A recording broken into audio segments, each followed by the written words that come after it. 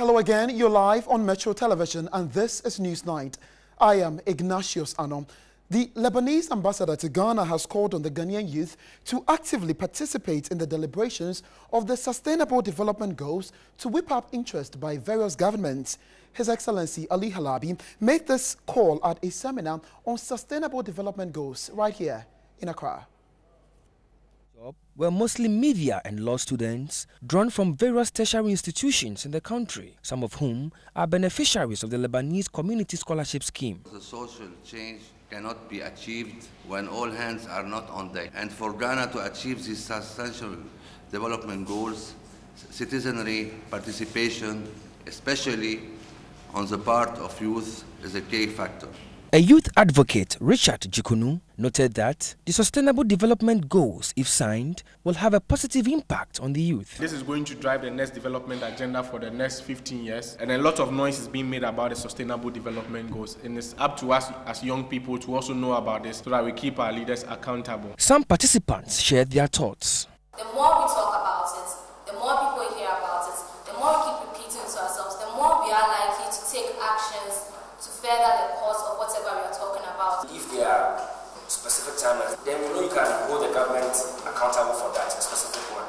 If the government in power doesn't have a political will to implement the goals, then it's a matter about nothing. We should work in the various ways and target how best we can make life better for everyone, so that at least even if they are not very rich, they can live a life that is worthy of dignity, and that is of their human status. The Sustainable Development Goals are expected to be achieved in 15 years in all signatory countries.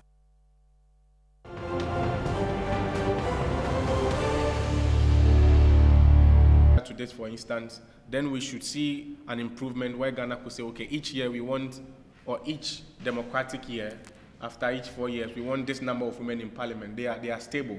That is a clear commitment that government is putting in place. We have goal 6. Ensure availability and sustainable management of water and sanitation for all. So again, this is one of the main SDGs. And for Ghana, this practically applies to us because often we complain that most of our water bodies are being polluted by the illegal galamsey operators, and there have been a lot of TV documentaries on this, but we just watch them and nobody is taking action. So after 15 years, if we don't make a lot of noise to keep our government accountable, we are going to suffer, because our water bodies would have been destroyed, and then someone will have to answer to some of these things.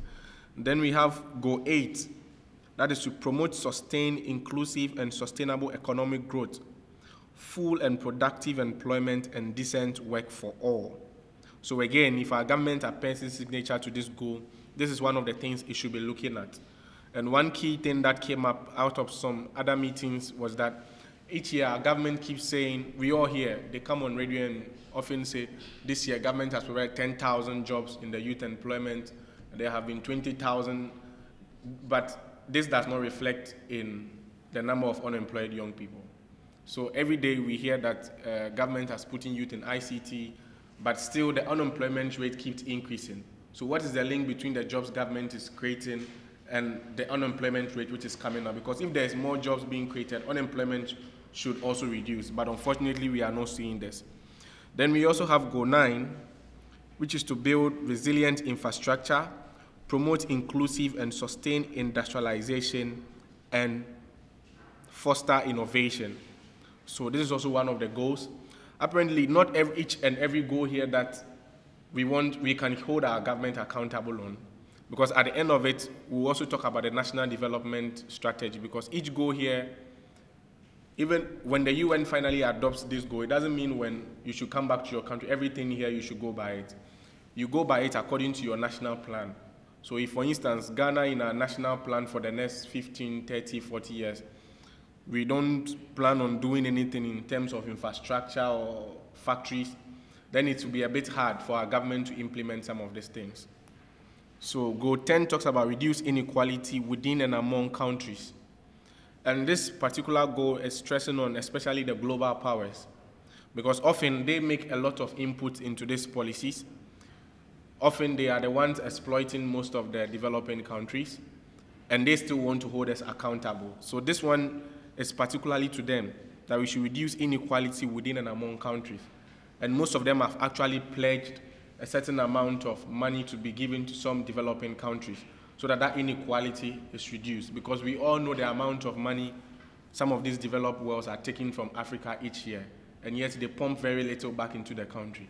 So they don't have the moral right to always blame us when they themselves are taking the loss. So this goal seeks to also address that inequality within the global north and global south is reduced. Then make cities, that's goal 11, make cities and human settlement inclusive, safe, resilient, and sustainable. So that's one of the goals we should be also looking at for. Make cities and human settlement inclusive, safe, resilient, and sustainable. Then goal 12 talks about ensure sustainable consumption and production patterns. Ensure sustainable consumption and production patterns. So again, if we append our signatures to some of this document, then as a country we should begin to question issues of genetically modified foods and all that, because if at a global level you are telling us to be able to ensure that we have a regular production pattern, then you are also not bringing in things that will also kill our local production. So these are issues that will be coming up. Then goal 13, take urgent action to combat climate change and its impact. Goal 14, conserve and sustainably use the oceans, sea and marine resources for sustainable development. Goal 15, protect, restore and promote sustainable use of terrestrial ecosystems, sustainably manage forests, combat desertification, and halt and reserve land degradation, and halt biodiversity loss. Some big English over there. Then goal 16, promote peaceful and inclusive societies for sustainable development, provide access to justice for all, and build effective, accountable, and inclusive institutions at all levels. Goal 17, which is the last one, strengthen the means of implementation and revitalize the global partnership for sustainable development. So most of these things are a bit of a technical, but at the end of it all, we are supposed to just have a regular and normal discussions here, bring it to our level and see how in our daily lives, as a journalist, if you want to report on some of these issues, which angles you could take at it from a legal perspective, also some of these goals, and moving forward what we should know, because basically this is going to drive the next development agenda for the next 15 years, and a lot of noise is being made about the sustainable development goals, and it's up to us as young people to also know about this so that we keep our leaders accountable. It is not enough that young people are given the chance to participate, because you can be given the chance to participate, but that participation will not be meaningful